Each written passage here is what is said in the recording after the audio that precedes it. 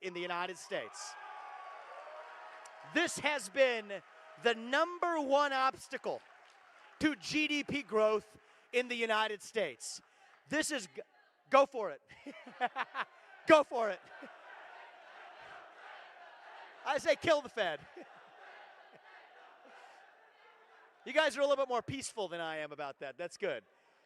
So here's the truth.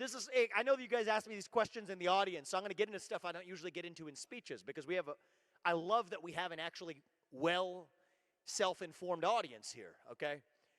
The reality is, if the dollar is volatile, it's as bad as, imagine if the number of minutes in an hour fluctuated, right? None of us would be here at the same time. We'd be like floating around somewhere in whatever city we're in. I'm losing track. Where are we?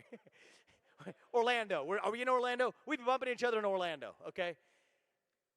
That's the way it would work if the number of minutes in an hour were volatile. Well, when the number of dollars pegged to a unit of gold or an agricultural or farm commodity is wildly fluctuating too, money doesn't go to the right projects. It's just wild. It doesn't make any sense. That's been an impediment to economic growth. Now you wonder, and I'm going to make a left-wing point now, because this isn't about right or left. This is about something more fundamental. They'll say I'm making a left-wing point. Fine. You want to know why real wage growth has been stagnant for the bottom 99% in this country in the last 25 years? It is because of the U.S. Fed, which is fundamentally hostile to wage growth. Every time wages go up, they play whack-a-mole with a game of tightening monetary policy. So what we need to do as the next step, of course I'd like to end it, but the next step in year one is at least get rid of the dual mandate. We're done managing inflation and unemployment. It's like trying to hit two targets with one arrow, dramatically missing on both. And restore a single mandate to the U.S. Federal Reserve. It is very simple. Stabilize the U.S. dollar as a unit of measurement against gold, silver, nickel, agriculture, and farm commodities. That's it. That's the only job. And you know what? I don't need 23,000 employees in the U.S. Fed to do that, which is what they have today. The problem is when you get a bunch of employees who show up to work who should have never had that job in the first place, they find things to do. That's the bigger problem. So we're going to send them home, find honest work in the private sector, greater than 90% year one headcount reduction in the U.S. Federal Reserve. That much I will deliver. That much the next U.S. president can and will deliver. And that is the ticket to how we grow our economy. I'll leave you guys with one more, actually, in terms of while we're on this topic of economic growth.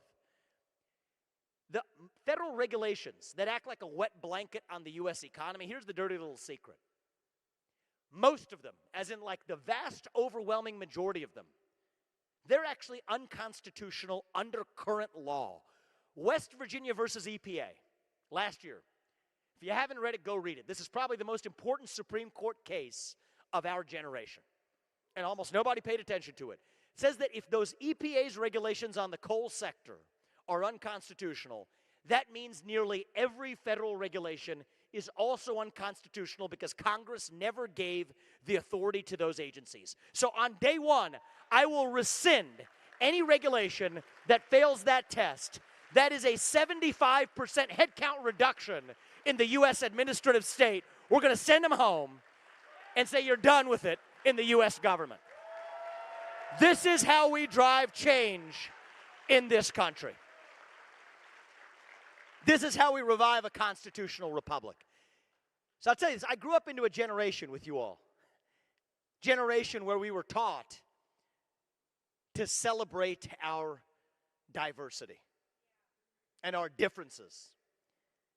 So much that we forgot all of the ways we are really just the same as Americans, bound by a common creed, a common set of ideals.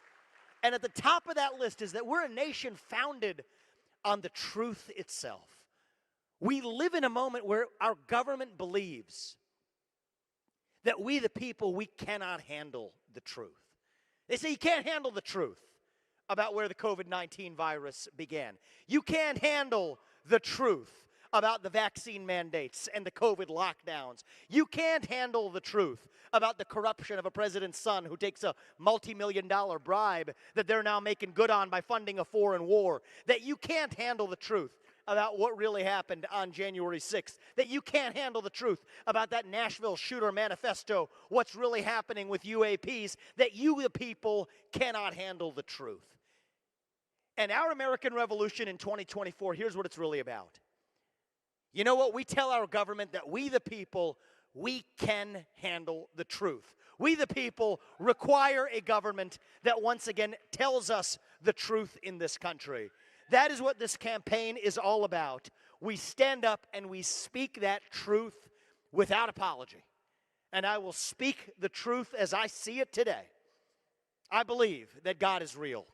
I believe that there are two genders, that fossil fuels are a requirement for human prosperity, that reverse racism is racism, that an open border is not a border, that parents determine the education of their children, that the nuclear family is the greatest form of governance known to mankind, that capitalism is the best system known to man to lift us up from poverty, that there are 3 branches of government, not 4, and that the U.S. Constitution is the strongest guarantor of freedom in human history.